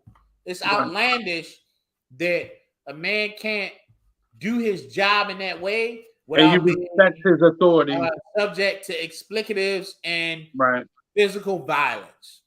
And then it's outlandish what our community did in response to the shit. But like you said, it made me think of all those. We didn't have to throw them motherfuckers in the river, but we did. And motherfuckers it made me think of, as you said before, it made me think of all the instances before he cracked across the backs, but he did. So it definitely made me think of all the instances where we've had to sit and watch people watch what was happening. And this was the first time that people actively got involved. Ain't no way around it. They're gonna watch and they're gonna take this ass whooping they caught. this. And I'm at a space where I don't want to just keep marching or protesting or not doing something or not supporting a company because simply because something like this has happened. I don't want to keep doing that. At some point, we're going to have to activate. And part of that activation is it may get ugly. I'm not going to jump out there in every fight, but if I see something now, like this, that's it. It inspired me. I didn't like it. I'm not a violent person. I don't jump to violence, but when it's necessary, it's just necessary. And I felt like people are getting tired of just being bystanders. Just simply holding a camera or simply videotaping something. Like I'm tired of seeing that. I want to see people activate and not just go for fear because it's a white person. But that's it. Um, we have what's the next story? Tory Lanez gets 10 years Yeah, he going to jail. for the shooting of Meg the Stallion. In the One cut. interesting thing, I watched people not believe that she was shot. Then when it was proven that she was shot, it was he didn't shoot her, the young lady shot him. Now that he is getting 10 years, I'm watching people say that's too much. I'm lost because it's been proven. The court case is over. He's been sentenced. What more proof? What more evidence do we need to see to say that she was shot by him? Whatever his reason was, whether it was a By a mistake. jury of his peers. Say that again. Convicted by a jury of his peers. Yeah, yeah. I don't. I'm trying to It understand was what, almost an all black jury. That's my point. but I'm trying to understand what our community, our culture has against the Lizzos and the Meg the Stallions. Like, what do you have against them that he doesn't deserve to do time? Whether and I'm at the point where he was being arrogant, and the gun went off. That's but you still shot somebody. You don't get to say I'm sorry after harming someone in that way and discharging a weapon. You don't get to just say I'm sorry and then things just go away. His defense team has painted Meg Thee Stallion to be this whore who sleeps around, who when he does the same thing. You're sleeping with two different friends, but she's the whore. So I want to see a lot of that within our culture go away when we're dealing with situations like this. And that's one of the reasons why women aren't speaking out in numbers now in terms of them not feeling protected by us as a culture. And it's not just men saying this, it's women saying it as well. So I feel like 10 years will be enough time for him and his father, who's spoken out belligerently, um, inaccurately, uh, talking about this case to figure out what's next. I don't want him to sit in this jail for 10 years and just writing diss songs against Meg Thee Stallion, but I want him to physically understand that his behavior has to change. And maybe it will. He'll be 10 years older. So he'll probably be into his 30s, almost 40. And, he'll have a better understanding of his behavior and what he has to happen. I don't want him to be erased. I want him to actually be guided into better decision making. And playing with guns and sleeping around with friends is not the work that he needs to be doing. How do you feel, Mr. Oliver? I agree with you 100%. Mm-hmm. I was on the fence about this, not for the same reasons a lot of other people was on the fence about it. I was just on the fence about it around the fairness of it. And initially, I think my idea or my idea of the fairness of it was really rooted in like some white led cultural practices. And when I had to, when I freed myself from that, and I just thought about it from like just Can you explain that? Like, can for people who may not understand what you mean? essentially the patriarchal, the patriarch, right? The Like this misogynistic. idea that 10 years, like for some reason, like everybody's perception seemed to be that 10 years was too much. Like 10 years was really harsh. And But what if it was their I kind sister? of just fell in line with that. Yeah. And then as I started to deconstruct it, I was like, well, why is 10 years considered too harsh? Like, why is everybody saying that's too much? And what I ultimately came to the conclusion was that it was very tied into this idea of patriarchy and the value that we put on the lives of women, right? And like the well-being of women. Because the truth of the matter is that, like, even if you shoot someone by accident, the presumption is that you still had a weapon that you shouldn't have had in a situation that you shouldn't have had it. So even though you didn't inappropriately, this person, like, you still have to pay the consequence for these other things that you've done, right? Like, maybe Tory Lanz did not intend to harm or hurt Megan Thee Stallion, but he did. He did. Right? And we're not saying you're going away for life. We're not saying you're going away for 30, 40. And they not do the whole 10 years. But you have 10 years, which means that realistically you're probably going to be eligible for parole. And I could be wrong about this because I haven't read into the full details. But at 10 years, you're probably going to be eligible for parole in 4, at the very least. Right? But look at the flip side of that. Look at other similar situations. You have the Brat. You have Remy Ma. Remy Ma, did she shoot someone? I think she shot someone in the club. The Brat hit somebody over the head with a champagne bottle and bust her head open. Both of them did at least 5 years. I think Remy Ma did a little bit longer. So there you go. It's fair. It's fair. Right. It's fair. Yeah. You know what I'm saying? You don't get you shot somebody or damage regardless of the reason without paying some type of price or penance. You know what I'm saying? And I believe his sentencing is worse because he already had charges. Right. That or was on some type of probation where he wasn't even supposed to be using a gun. Right. So that's why you got more time than say the Brat or a Remy Ma. And I don't think anybody even thought about those two cases because it was so long ago. But them two women did a lot of time for injuring another woman. So I think that's what we have to deal with. And sometimes people are guilty. We can't keep saying free Pookie when Pookie really did it. Not Pookie. I'm just saying that's the name. Not Pookie. I'm just saying we got a lot of free mantras, free Pookie, free Lil Man, because they did it. We can't just keep because they're black letting them off, but he did it. And I think about what if it was my niece? What if it was my sister? What if it was one of my cousins or one of my female friends? That's where my mind goes to.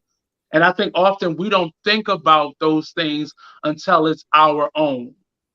Then we want the book thrown at them. Then we want them to be put under the jail and killed and raped in jail. Like, then we want the worst for them when it's our own. And I've been through that. I've had a grandmother that was killed. And I remember not looking at the news that way because we had never had anybody murdered in my family. So when you have somebody murdered, it creates another difference. It's like when you've been robbed and you've been watching these robberies or hearing about them in the blotter, and until your name is written in that newspaper and someone held you up at gunpoint, you don't care about gun laws or the robberies in your neighborhood until it's you. And I think this case was a lot of people who had never been shot by a man.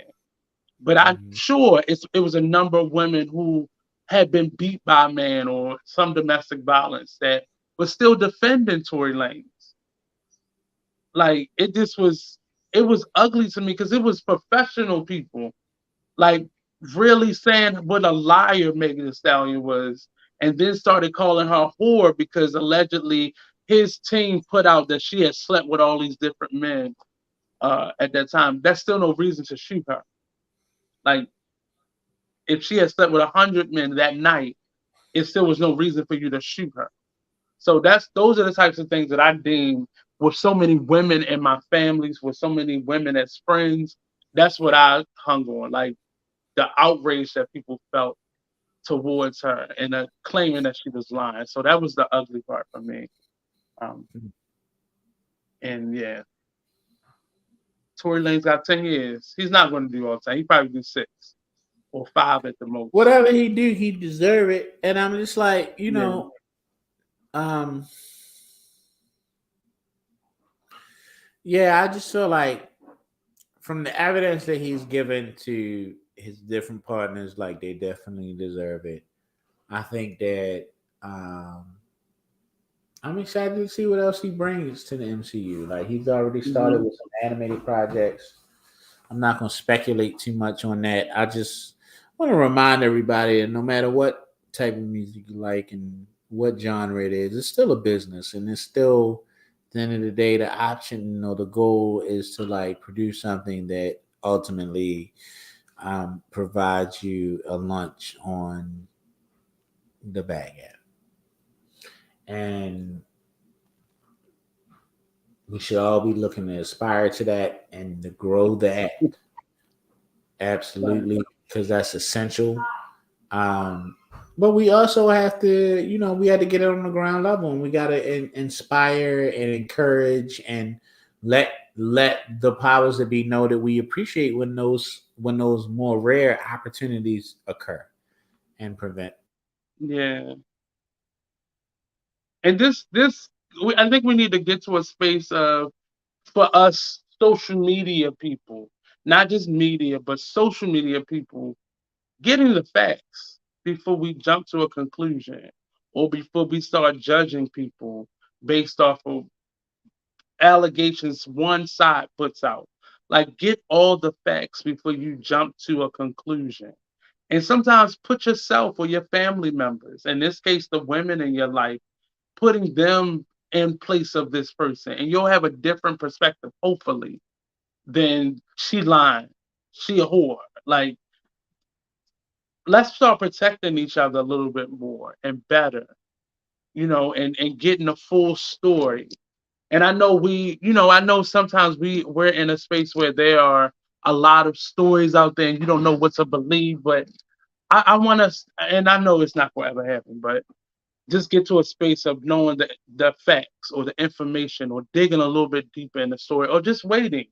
Wait until something goes to court before you have an opinion about it or your because in today's world, us voicing our opinion in that way really affects the outcome of court trials, of whether someone loses their livelihood or their career. I want him to be able to come out and hopefully he's learned a lesson and he gets to get back to what he does best. He's a talented musician, artist.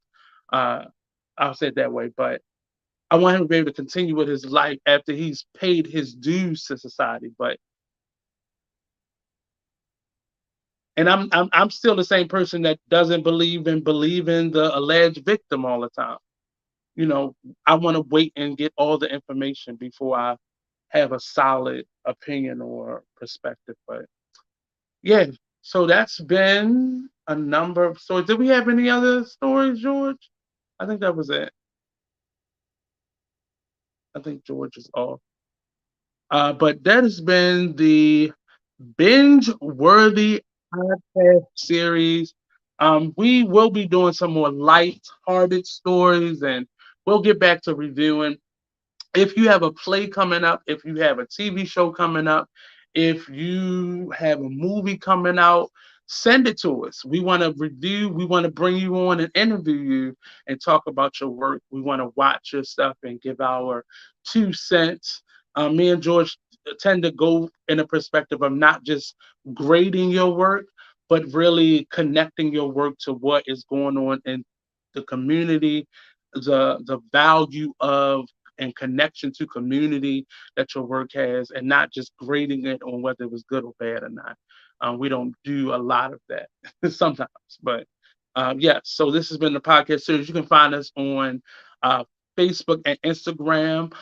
You can also find us on YouTube under the Artist Exchange Media Hub, and the Media Hub has a Instagram and Facebook account as well, so you can find all of our shows if you go to our YouTube page. We are doing a lot of shows. We have a couple more shows that will be premiering.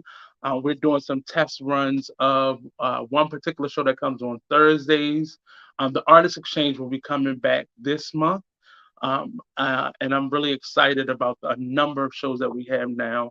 I'm really exhausted. I really need some help. So if you are an engineer or you would like to learn how to be an engineer for podcasts, hit me up. And we're always looking for new shows. So if you have a show idea, if you thought of a show, if you want a show to help promote your brands and your services and what you do creatively or business wise, we can definitely help you to do either a short term show or ongoing show. Uh, so Mondays we have what show comes on Mondays? Oh, I should know this. Mondays we have Pagama uh, podcast with Mechanai. That show will be premiering soon. It is everything Ethiopian culture, African diaspora, and just meeting people with great vibes and exposing what they do. We'll be coming up with that show shortly. Tuesday, we have this show, the Binge Worthy Podcast Series, which tackles all things art, all things entertainment. And we review, we discuss, we connect, we talk about various topics. On Wednesdays, we have the Artist Exchange Podcast. That's the show that I host. And that is all things arts, all things conversations. This season, this new season that we're moving into for the Artist Exchange in general, with the Media Hub and the podcast, is really from a different perspective. And you'll see we'll have different types of guests on. It will always be a conversation between two different people, either myself and two other people or two different artists having a conversation on specific topics. On Thursdays, we have Mask On, Mask Off. That's more of an adult style show. And that is an interesting format where we use sex, fetishes, um, sexual desires, kinks, to discuss really serious issues happening amongst men. And sex is kind of the forefront, and we move into the conversation with a deeper conversation. And that's hosted by Mr. Cable. And you can go on the Artist Exchange Media Hub page on YouTube and watch the first couple episodes of that. On Fridays, we'll be premiering shortly the Cocktail Social, and that's with Blue Waters. He loves a good cocktail and a good bar conversation. So pull up to the bar and watch that show. It comes on every Friday at 10 o'clock. Mask On is also 10 o'clock on Thursdays. Wednesdays is the Artist Exchange Media Hub is 8 o'clock on Wednesdays. Tuesdays at 10 p.m. Is the Binge Worthy Podcast, and Pagamot is 2 p.m. on Mondays. That show isn't live, but it was recorded, and you'll be able to watch it live every Tuesday at Monday at 2 o'clock. The IMC podcast is on hiatus for the summer, and they'll be back in October with a brand new series. It's a new, more adult format with some really serious, more provocative conversations with two women. That's with Miss Black Roses and Miss KD. And we have a couple more shows that will be in the works in the next couple months. So stay tuned, stay locked in for that. I am your host. Uh, Alongside with G. Oliver for Bingeworthy Podcast Series. Catch us every Tuesday at 10 p.m. Eastern Standard Time. Peace out, people.